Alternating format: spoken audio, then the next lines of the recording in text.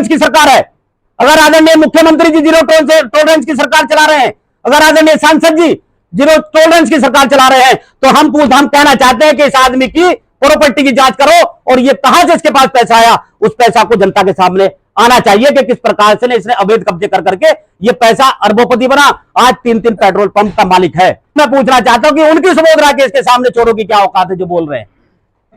मेरे सभी पत्रकार बंधु सभी का बहुत बहुत स्वागत करते हुए नगर पंचायत कार्यालय में अपने सम्मानित सभी सभासद गणों के माध्यम से और अपने हमारे पार्टी के हमारे प्रदेश अध्यक्ष आदित्य जी यहाँ पर उपस्थित हैं और मेरे तमाम साथी मेरे सभासदगण यहाँ पर उपस्थित हैं, मैं अपनी और इन सब की तरफ से आपका बहुत बहुत अभिनंदन और स्वागत और धन्यवाद करते हुए साथियों, आज की इस प्रेस कॉन्फ्रेंस का जो मकसद है वो ऐसे लोगों के चेहरे उजागर करना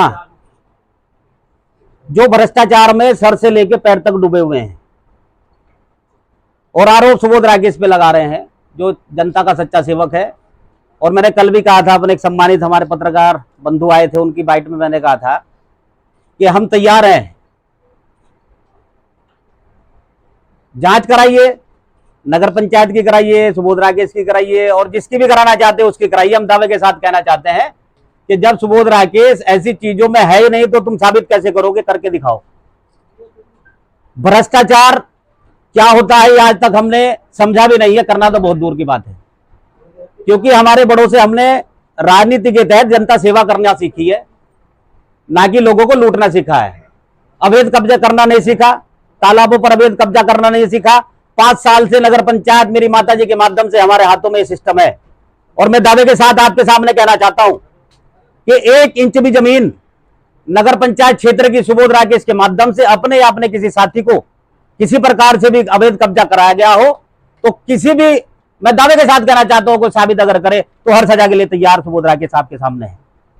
ये दावे के साथ हम आपसे कहना चाहते हैं। और ये भ्रष्ट लोग जो आरोप लगा रहे हैं सुबोध राकेश पर, उनके तमाम तथ्य लेकर मैं आप लोगों के सामने आया हूं।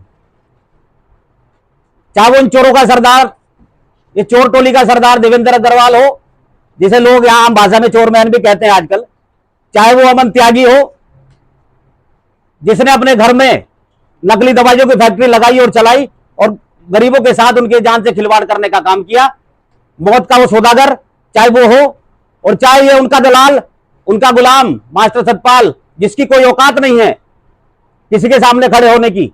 ऐसे लोगों के लिए मैं कहना चाहता हूं, उनकी हकीकत आपके सामने बताना चाहता हूं। राजकुमार कसाना जो यहां पर मंडी समिति का अध्यक्ष बनाया बैठा है सरकार के माध्यम से, इन सभी लोगों की आज आपके सामने मैं पोल खोल ले आया हूं और रिकॉर्ड मेरे पास तथ्य हैं, सारी चीजें हैं कि कितने तालाबों पर देवेंद्र अग्रवाल के और उसके परिवार के कब्जे हैं और कैसे मास्टर सत्यपाल की घरवाली के खिलाफ 420 का मुकदमा दर्ज है, जिसकी जांच चल रही है, उसको राजनीतिक प्रेशर में दबाया गया है।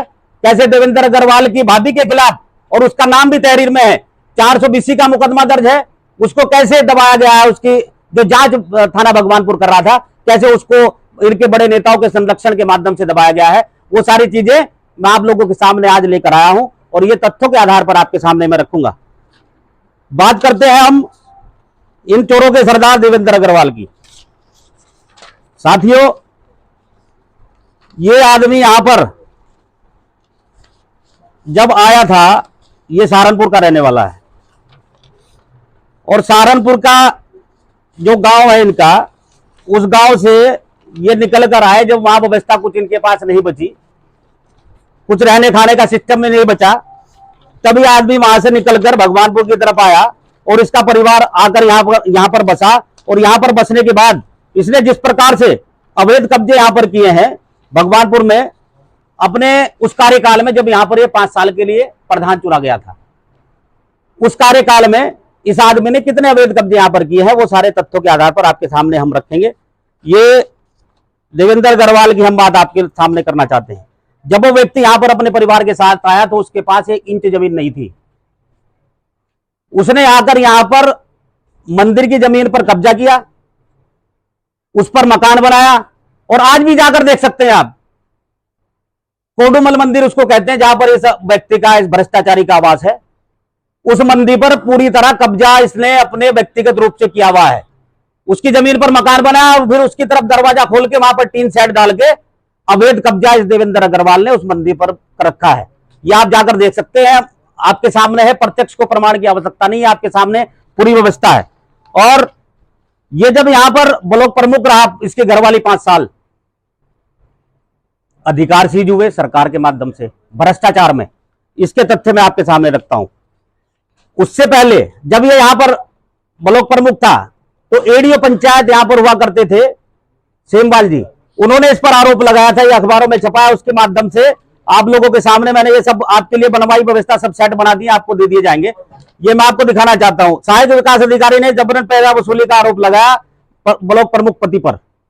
यह व्यवस्था देवेंद्र अग्रवाल की, ब्लॉक प्रमुख को निलंबन का नोटिस, ये इस भ्रष्टाचारी का चेहरा। और भगवानपुर ब्लॉक प्रमुख को नोटिस निलंबन का, देवेंद्र व उषा अग्रवाल पर कानूनी सिंगजा कसना तय, क्योंकि भ्रष्टाचार इतना ज्यादा था, इसके खिलाफ तथ्य भी थे और जांच में सब कुछ सामने आ गया था। लेकिन उनके सरप्रस्त वो नेता जो इन भ्रष्टाचारियों को आगे बढ़ने का मौका दे रहे हैं, उनके माध्यम से वहां भी इनकी जान बची। देवेंद्र अग्रवाल पर सरकारी तालाबों की भूमि कब्जाने का आरोप, ये काम हमने 2022 में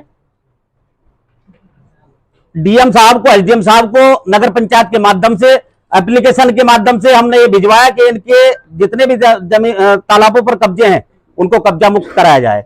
यह वो खबर है जो नगर पंचायत के माध्यम से नगर पंचायत भगवानपुर ने उपजिलाधिकारी न्यायालय में बात दायर कर कब्जा हटवाने की मांग की।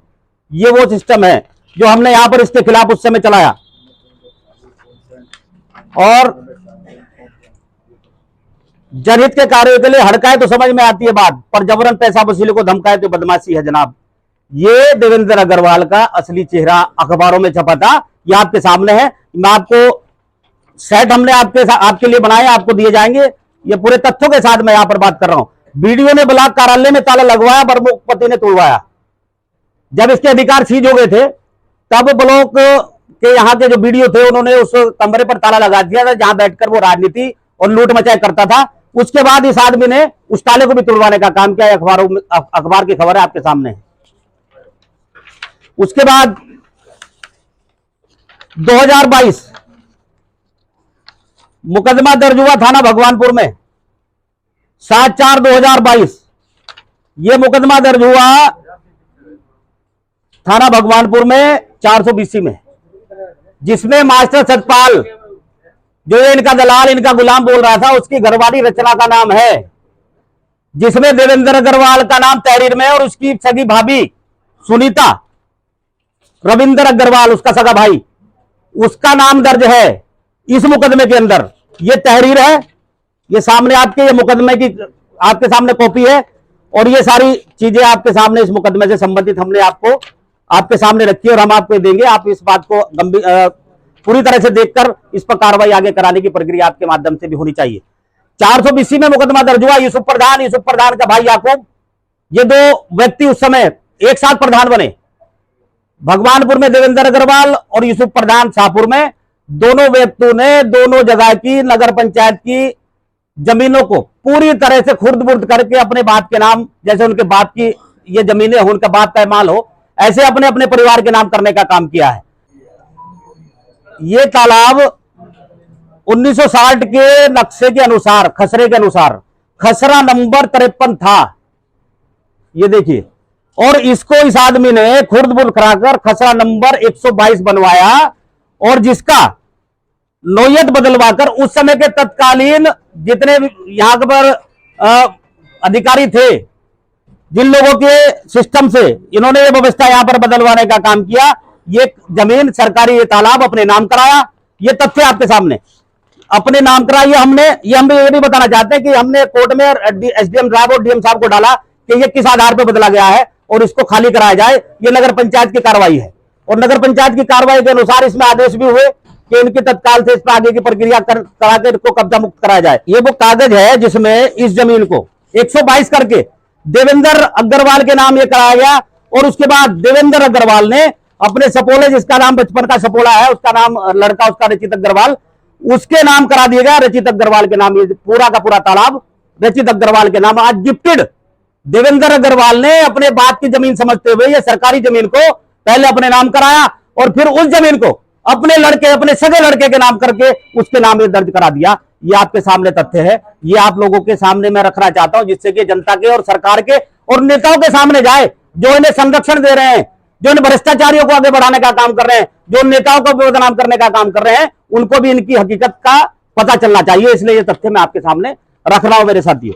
ये वो तालाब है जिस तालाब की लगभग 3 बीघा जमीन चकबंदी अधिकारियों की साठगांठ के माध्यम से इस व्यक्ति ने कम कराने का काम किया है। और ये सामने साक्ष्य आपके, हमारे जैसे हम बाहर निकलते हैं, ये तालाब के किनारे जो दुकानें बनी खड़ी है और उसके बाद जो सब्जी वालों के ठिए लगे हैं, ये पूरी वो जमीन है जो देवेंद्र अग्रवाल ने रकबा कम करा के उस समय अपने नाम कराया, यूसुफ प्रधान के नाम कराया और उसको फिर बेचने का काम किया पूरी जमीन को।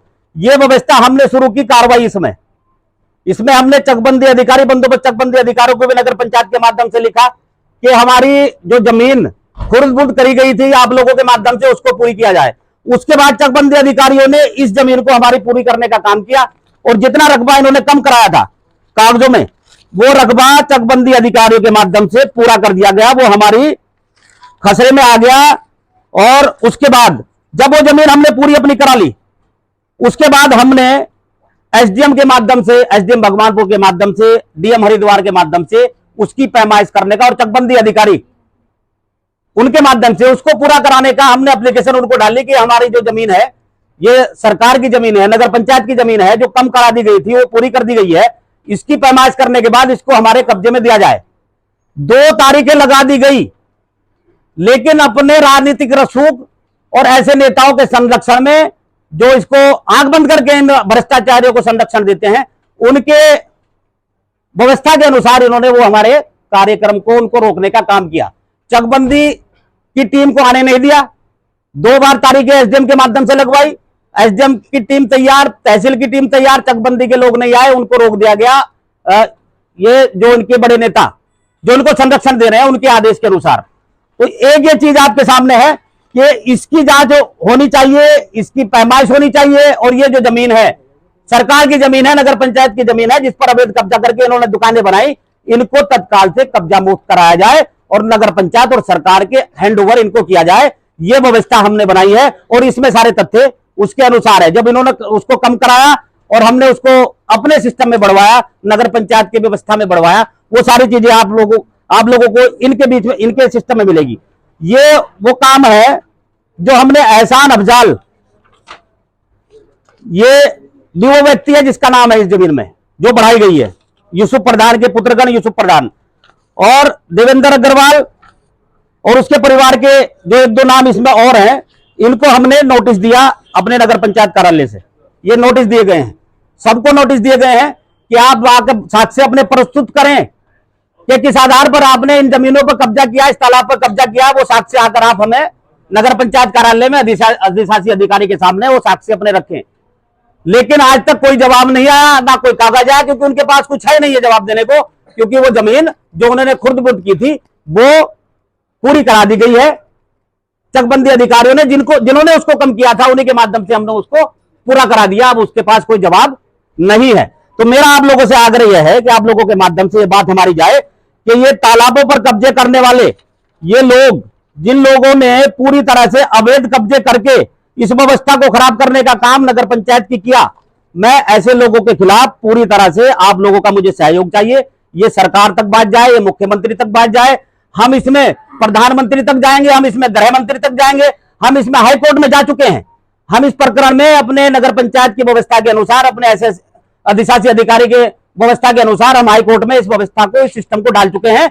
और निश्चित रूप से हमें माननीय उच्च न्यायालय पर पूरा विश्वास है कि वो हमें इसमें न्याय देगा और बहुत जल्द आदेश होगा इसको कब्जा मुक्त कराने का। और निश्चित रूप से तब हम देखते हैं ये नेता कितना इसको रोकने का काम करते हैं। हमने वो प्रक्रिया भी कर दी कि हर जगह तक, हर व्यवस्था तक हम इस सिस्टम को लेकर जाएंगे और जितने भी अवैध कब्जे लोगों के हैं उनको यहां से कब्जा मुक्त कराने का काम हमारे माध्यम से निश्चित रूप से होगा।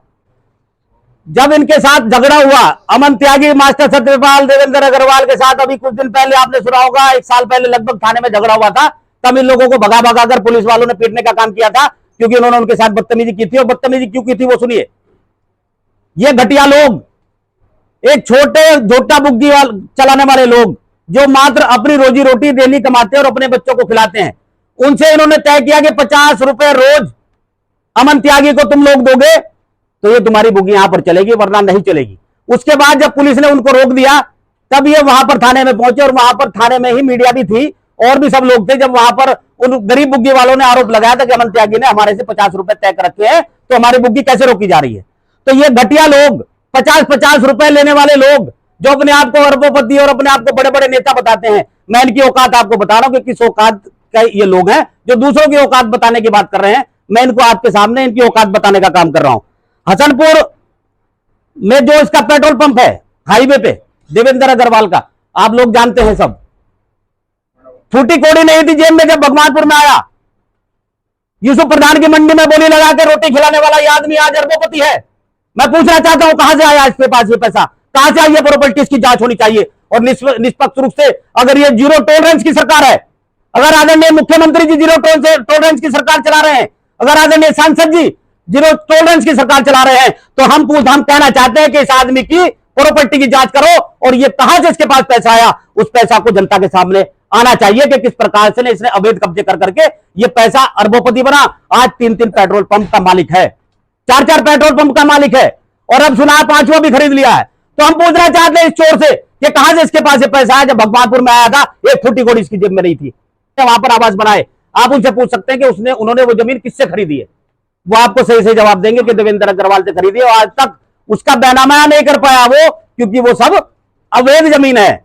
लोगों से पैसे वसूल करके अपनी तिजोरी में भर लिया, अपने घर में भर लिया और लोगों को मरने के लिए छोड़ दिया। उनके आज बैनामे नहीं कराया गया। आज वो उस कंडीशन में है, अगर सरकार चाहे या नगर पंचायत चाहे तो उन गरीबों की बस्तियों को उजाड़ने का काम हो सकता है इस दगाबाज, इस भ्रष्टाचारी आदमी की वजह से। पेट्रोल पंप हसनपुर के पीछे 3 बीघा जमीन अवैध कब्जा, उस समय का प्रधान मुनेश उसका नाम था, एससी समाज का वो प्रधान था, व्यवस्था कुछ जानता नहीं था, ऐसे सिस्टम ऐसे चोरों के व्यवस्था से उसके 5 साल कटे। उस आदमी के माध्यम से भू प्रबंधन कमेटी बनाकर, जैसे हर ग्राम पंचायत में बनती है, आप लोग सब लोग जानते हैं, इसी काम के लिए बनती है, उसके माध्यम से 3 बीघा जमीन बिल्कुल पेट्रोल पंप के पीछे हसनपुर की ग्राम समाज की जमीन देवेंद्र अग्रवाल ने अपने नाम कराई हुई है, जिस पर आज उसका कब्जा है। मौके पर जाकर देख सकते हैं और ये व्यवस्था पूरी तरह से आप लोगों के सामने आ जाएगी कि जो भी मैं कह रहा हूं वो सामने है भी और उसके साक्ष्य भी हमारे पास है। सरकारी समिति भगवानपुर, सरकारी सहकारी समिति भगवानपुर, आज से 4 साल पहले 3 कर्मचारी रखे गए 15-15 लाख रुपए लेके। हम पूछना चाहते हैं क्या इसके बाद की है क्या ये समिति, क्या इसके बाद की समिति है सहकारी समिति? है सरकार का सिस्टम, कैसे इसने पैसे 15-15 लाख रुपए लेकर, और सबसे बड़ा जो वहां पर इसने व्यवस्था खराब की है, उस समय का निवर्तमान जो उस समय वहां पर एमडी था, उसके लड़के को उसी के सामने उसी के कार्यकाल में नियुक्ति दी गई है और ये रिकॉर्ड है, आप जाकर देख सकते हैं। ऐसी ऐसी व्यवस्थाएं, ऐसा ऐसा सिस्टम इस व्यक्ति ने भ्रष्टाचार में लिप्त होकर किया है। ये सहकारी समिति भगवानपुर की बात कर रहा हूं मैं, मक्कनपुर में ऑफिस है। आप लोगों से मेरा आग्रह है कि इस विषय में भी आप लोग वहां पर जाकर बात कर सकते हैं कि किस प्रकार से एमडी का लड़का, जो उस समय का वर्तमान एमडी था, उसने अपना लड़का इनकी मिलभगत करके अपने लड़के की सेटिंग करके 15-15 लाख रुपए और लोगों से जो वहां पर रखे गए हैं उनसे लेकर यह व्यवस्था वहां पर बनाने का काम मैंने उसके माध्यम से किया। हम अब सांसद महोदय से, आप लोगों के माध्यम से, इस क्षेत्र के सांसद महोदय जो भारतीय जनता पार्टी के हैं, जिनके दम पर ये लोग ये चोरी कर रहे हैं, ये भ्रष्टाचारी कर रहे हैं, मैं उनसे भी एक सवाल करना चाहता हूं आप लोगों के माध्यम से विनम्रता पूर्वक कि आप, मेरे बारे में कहा गया, उन्होंने एक वक्तव्य दिया मीडिया को कि सुबोध राय केस की क्या औकात है निशंक के बारे में कुछ बोलने की। मैं कहना चाहता हूं वो अपनी जगह ये बात उन्होंने ठीक कही है। निशंक बहुत बड़े नेता है, वो मुख्यमंत्री भी रहे, वो सांसद भी रहे हैं, वो और भी पदों पर रहे हैं, बहुत बड़े नेता, बहुत पुराने लीडर है उत्तराखंड के। अगर औकात की बात की जाए तो ठीक है ये बात उनकी, लेकिन मैं पूछना चाहता हूं कि उनकी सुबोध राय केस के सामने चोरों की क्या औकात है जो बोल रहे हैं, वो साबित करके दिखाए। वो मास्टर सतपाल जिसके नाम जो आज खड़ा होकर बता रहा है, उसकी भाभी के नाम 420 का मुकदमा दर्ज है। तो मकान के पीछे अवैध कब्जा तालाब पे, जिसमें मास्टर सत्यपाल की गाड़ी खड़ी होती है, मास्टर सत्यपाल के बाहर खड़े होते हैं, और यही भी मास्टर सत्यपाल जो भ्रष्टाचारी होने का आरोप हमारे पर लगा रहा है। हम उस गुलाम को कहना चाहते हैं कि वो अपनी औकात में रहे, और जितना वो कहता है, ये बात तो सब लोग जानते हैं कि जितना चोरमैन, जिसको लोग चोरमैन भी कहते हैं, देवेंद्र अग्रवाल जितना कहता है उतना बोलता है, इसके ज्यादा उसकी कोई औकात नहीं है, उसकी गुलामी करता है। और यही सामने आपको दिख रहा है। 2 साक्ष्य मास्टर सतपाल के खिलाफ आपको मैं दे रहा हूं। एक उसकी भाभी के खिलाफ मुकदमा दर्ज है, ये साक्ष्य मेरे पास है, ये आपको दिए जाएंगे। और दूसरा जो अवैध कब्जे की बात बता रहा है सुबोध राकेश के नाम से, उस पर अवैध कब्जा तालाब पर मास्टर सत्यपाल किए बैठा है, क्योंकि ये लोग एक ही व्यवस्था के लोग हैं, मात्र कब्जा, अवैध कब्जा, इसके अलावा कुछ नहीं है, इसके अलावा कुछ नहीं करना जानते हैं। एक और पहलवान वहां पर बोल रहा था जिसका नाम अमन त्यागी है। इस भ्रष्टाचारी की भी बात सुनिए, इस भ्रष्टाचारी की बात सुनिए। 3 मार्च 2020 इसके घर पर छापा लगा, सरकारी अधिकारियों के माध्यम से पूरा प्रशासन था, तहसील का प्रशासन भी था, पुलिस प्रशासन भी था और ड्रग्स इंस्पेक्टर भी था, पूरा सिस्टम। इसके घर पर नकली दवाइयों की फैक्ट्री पकड़ी गई मेरे भाइयों। और दुख का विषय यह है जीरो टॉलरेंस की सरकार में, दुख का विषय यह है, ये सांसद महोदय जो निसंग जी यहां पर बैठे हैं, हम इनसे पूछना चाहते हैं कि इन चोरों को, इन मौत के सौदागरों को कौन बचा रहा है। ये देखिए, पराग त्यागी भाजपा नेता का भाई है। ये देखिए, ये अमर उजाला की खबर है और इसमें लिखा गया है कि मंगलवार को मामले में ड्रग्स इंस्पेक्टर मानवेंद्र सिंह राणा की ओर से भगवानपुर थाने में तहरीर दी गई। एसएसओ संजीव थपलियाल ने बताया कि तहरीर के आधार पर पराग त्यागी पुत्र विपलाद त्यागी, जो अमन त्यागी का फादर है, निवासी चुड़ियाला थाना भगवानपुर, फादर हयात पुत्र मोहम्मद इसाक निवासी लिंक रोड पावर हाउस के सामने खान आलमपुर जिला सहारनपुर, दिनेश पुत्र लाखन सिंह फलाफला फिराजबाद यूपी, इनके खिलाफ औषधि प्रसाधन सामग्री अधिनियम, धोखाधड़ी, कॉपीराइट एक्ट समेत अन्य धाराओं में केस दर्ज किया गया है। पुलिस ने जिस चुड़ियाला निवासी पराग त्यागी के खिलाफ फैक्ट्री में नकली दवाई बनाने के मामले में केस दर्ज किया है, वह एक भाजपा नेता का भाई है। मामला उजागर होने पर राजनीतिक गलियारे में लोगों की चर्चा बड़ी गर्म है। ये आप देखिए, ये पीआईएल दुष्यंत त्यागी के माध्यम से, जिसमें अमन त्यागी का भी नाम है, पराग त्यागी का नाम है, उसके फादर का नाम है, और इसमें लिखा गया है कोर्ट के माध्यम से कि प्रशासन ने अब तक इस पर कार्रवाई क्यों नहीं की गई, ये गिरफ्तार क्यों नहीं हुआ। ये लगातार कोर्ट में चल रही है प्रक्रिया, ये आप देख सकते हैं, ये भी ऑन रिकॉर्ड है, हम आपको दिखाएंगे इस सिस्टम को भी। ये एसएसपी को, हरिद्वार एसएसपी को 2 हफ्ते में कार्रवाई के निर्देश, ये हाईकोर्ट के आदेश है, जो इस पर कार्रवाई करने के हाईकोर्ट ने आदेश दिए थे। एसएसपी हरिद्वार से रिपोर्ट तलब की इसी मामले में। और मैं आप लोगों से यह कहना चाहता हूं कि बीडी इंटर कॉलेज, जिसकी चर्चा उस गुलाम ने की थी, आप लोगों ने सुना है, कल वो मीडिया में कह रहा था कि सुबोध राकेश अध्यक्ष था, ये हो गया, फलाना हो गया। हम आपसे कहना चाहते हैं, उसने ये भी कहा कि वहां पर 50 साल से कार्य नहीं हुआ, वो पूरी तरह से जीर्ण शीर्ण उसकी बिल्डिंग है। हम उससे, उस गुलाम से पूछना चाहते हैं कि 50 साल मैनेजमेंट अमन त्यागी के परिवार के हाथ में था, उस अपने बाप से सवाल क्यों नहीं करता भाई कि उसने वहां पर काम नहीं क्यों नहीं किया, कहां उसका पैसा गया, कहां उस मैनेजमेंट का सिस्टम गया, कहां वो व्यवस्था गई। 2014 में स्वर्गीय सुरेंद्र राकेश जी के सामने मैनेजमेंट का चुनाव हुआ था, जिसमें सुबोध राकेश को अध्यक्ष के लिए नामित किया गया था और उमेश त्यागी को मैनेजर के लिए नामित किया गया था। लीगल प्रोसीजर से एसडीएम भगवानपुर के, पहले हाईकोर्ट के आदेश पर एसडीएम भगवानपुर के माध्यम से वो चुनाव हमारा खुला और उसमें हम सिस्टम में आए, कमेटी हमारी वहां पर बनी। कोई चोर बाजारी नहीं जैसे आज ये कर रहे हैं, जैसे आज वहां पर धांधलीबाजी इन्होंने पूरी तरह से कर रखी है, व्यवस्था पूरी तरह खराब करने का काम कर रहे हैं। ऐसा सिस्टम सुबोध राकेश ने नहीं किया। और ये अमन त्यागी क्यों कर रहा है ये काम? मात्र 10 बीघा जमीन जो इसके बाप दादा ने इस कॉलेज को कभी दान की थी, उस जमीन पर अवैध कब्जा करना चाहता है ये अमन त्यागी, और सुबोध राकेश ने रोका था। 2015 की घटना है, जाकर पता कर सकते हैं, भगवानपुर थाने में दर्ज है। जब इसने वहां पर कब्जा शुरू कर दिया, टुल्लू पंप से पानी चलाना शुरू कर दिया, तो वहां पर खेलने वाले बच्चे मेरे पास आए, मैं दौड़ता हुआ वहां पर पहुंचा, वहां देखा कि वहां पर टुल्लू पंप चल रहा है, गाड़ी खड़ी है, 2 मजदूर बैठे और आधा पानी लगभग उसमें फील्ड में खेलने के लिए बच्चों की जो फील्ड है उसमें भर दिया गया था। हमने उन्हें पूछा भाई तुम कौन हो? उन्होंने कहा जी हम चुड़ियाला से। मैंने कहा ये काम करने के लिए किसने कहा? उन्होंने कहा जी अमन त्यागी ने हमें भेजा है, ये उसकी जमीन है, इस पर कब्जा करना है। तब मैंने उन लोगों को, गरीब आदमी को, कहा कि तुम यहां से चले जाओ, तुम्हारी कोई इसमें कोई दोष नहीं है, तुम तो मात्र मजदूर हो। उसके बाद हमने थाना भगवानपुर को तत्काल में वहां पर बुलाया, गाड़ी सहित वो लोग वहां पर आए। वहां पर इनोवा गाड़ी थी, उसको सीज किया गया, उस टुल्लू पंप को सीज किया गया, और जो उसका व्यक्ति वहां पर जो खड़ा था जिम्मेदार, उसको पुलिस पकड़कर थाने में लेकर गई। हमने उसके खिलाफ तहरीर थाने में तभी तत्काल रूप से दी थी। ये है इनकी असलियत, ये है ये भ्रष्टाचारी नेता जो दूसरों को भ्रष्टाचार करते हुए बताना चाहते हैं। हम पूछना चाहते हैं अब आदरणीय मुख्यमंत्री जी से, जीरो टॉलरेंस की सरकार चला रहे हैं, हम पूछना चाहते हैं सांसद महोदय कि क्या आप इस पर कार्रवाई करेंगे, इस मौत के सौदागर पर? यह जो उसके घर में नकली दवाइयों का जखीरा पकड़ा गया, कई धाराओं में मुकदमा उसके भाई के खिलाफ और पीआईएल में उसका नाम भी आया, तो मैं पूछना चाहता हूं कि पराग त्यागी को, अमन त्यागी के सगे भाई को, उसके फादर को, और अमन त्यागी जो बाद में उसका नाम भी उसमें आया क्योंकि वो व्यवस्था में है, वो तो बहुत सीधा साधा आदमी है, जो उसका भाई है कारीधारी तो यही है, सब सारी चीजें इसी के माध्यम से चलती हैं। हम पूछना चाहते हैं आदरणीय सांसद जी कि कब इस पर कार्रवाई करेंगे, कब इस मौत के सौदागर पर पता नहीं कितने लोगों को मार चुका होगा अभी तक नकली दवाइयां खिला के, कब इसके घर पे बुलडोजर आप चलाएंगे, कब इस पर कार्रवाई करेंगे, कब इसको जेल के सलाखों के पीछे भेजने का काम करेंगे?